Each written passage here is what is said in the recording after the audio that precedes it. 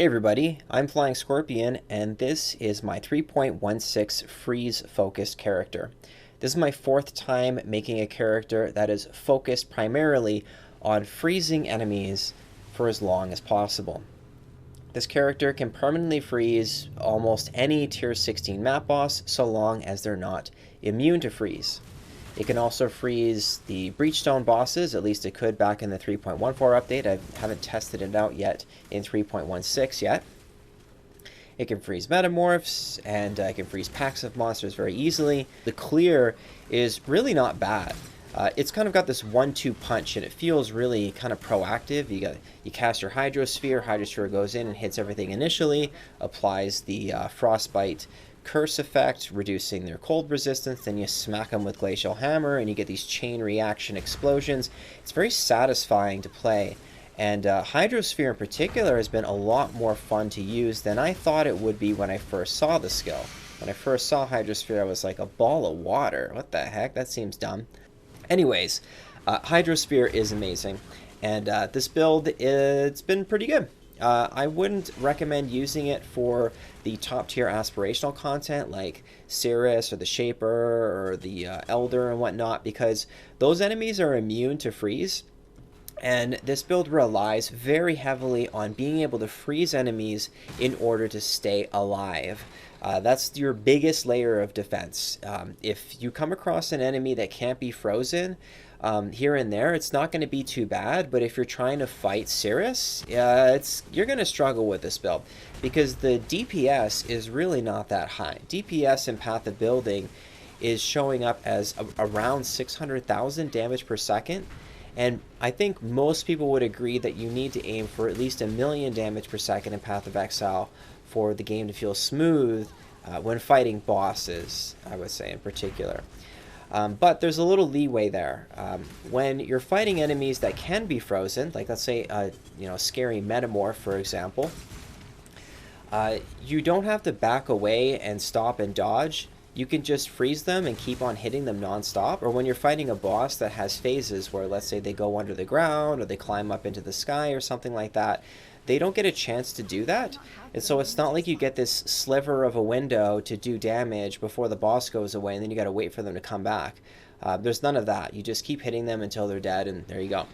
So how do we achieve such a high freeze duration on enemies? I'm scaling 2 unique items and Glacial Hammer. So the 2 unique items, we'll go over that in a second. Glacial Hammer has a line of text that says you freeze enemies as if you dealt 390% more damage. At level 21, the skill gem multiplies your freeze duration by 400%. Then we add Painseeker gloves. These gloves you can get for like maybe 5 chaos, at least I did back in Ultimatum League, and they drop even from map bosses, I think, they're not that hard to get. And they have a line of text that says you deal non-damaging ailments as if you dealt 100 to 200% more damage. So at the top end, when you multiply that with Glacial Hammer, you've got a 15 times more multiplier to your freeze duration. Correct me if I'm wrong in the comment section. Then we add in Expeditions and Sentinel Jacket, which has 50 to 100% more freeze duration, and if I understand correctly, we're up to almost a 30 times more multiplier. And that's before scaling freeze duration on the skill tree or on items or anything like that. You can get like a 60 times or a 90 times or maybe even more of a multiplier on your freeze duration. But I'll tell you, getting that much more of a freeze duration multiplier is overkill. I mean, it is fun and that's part of the reason why I made the build, to support somebody. Like let's say you've got a friend and they're leveling up, they're playing through the axe, or you're playing with somebody that's kind of new to mapping. It is fun to be able to cast Hydrosphere on a pack of enemies and have it just completely lock them down for like 10 seconds at a time. It really can help somebody else play more difficult content and allow them to actually go and deal damage, and it helps people stay alive in party play, especially against bosses. So those are the main things, but there's one more thing I want to point out with Expeditions End. First of all, okay, since Expeditions End is a little bit more expensive, it's probably the most expensive core component to the build, and that is because it only drops from Grand Heists, particularly the ones that give enchanted armaments as a reward.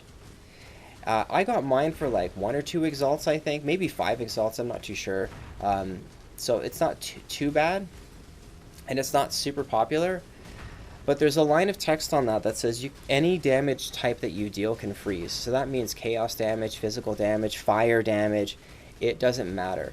So you could potentially make something like a Forbidden Right totem build, and scale crit chance and crit damage and freeze enemies. Or you could do like a flame blast build, a crit flame blast build that ignites and freezes enemies at the same time, or discharge, or flicker strike, or whatever. I don't know. Come up with whatever you want, and freeze enemies. So yeah, what I would say this build is good for, if you want something that like actually does something valuable beyond just freezing enemies.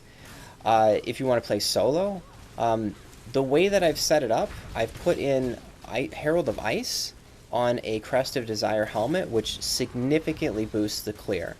I scaled a lot of area of effect, which causes chain reaction explosions, and it's got a great clear speed, so I'd say it's a good candidate for breach stones. It's good for what are those called? Blight maps? For blight maps, because you can just lock down a whole lane. You can lock down multiple lanes. There's this neat thing with Hydrosphere, I don't know if it's intended or not, where if you cast it on a pack of enemies and then you move it over into another area, it continues pulsing even in places where it's no longer in existence. So like, if you see enemies on the right side of your screen and you cast Hydrosphere over there, and then you see enemies on your left side of your screen, you cast Hydrosphere on the left side, it'll move over there, and both the enemies on the right and on the left are getting hit by Glacial or Hydrosphere, even though it's only on the left side of the screen now. I'm not sure if that's intended or not, but I'm not complaining. It's certainly great for locking down multiple rooms and packs of enemies at a time. But yeah, that's it. That's this video. I'll put a link to the path of building down below. You can go ahead and pick it apart and let me know if you have any suggestions to improve the build. It is getting a little more expensive because I'm continuing to work on the build in Standard League, but I've been pretty happy with it, and I thought I'd just make a video sharing this with you guys. Alright, thanks for watching. See ya.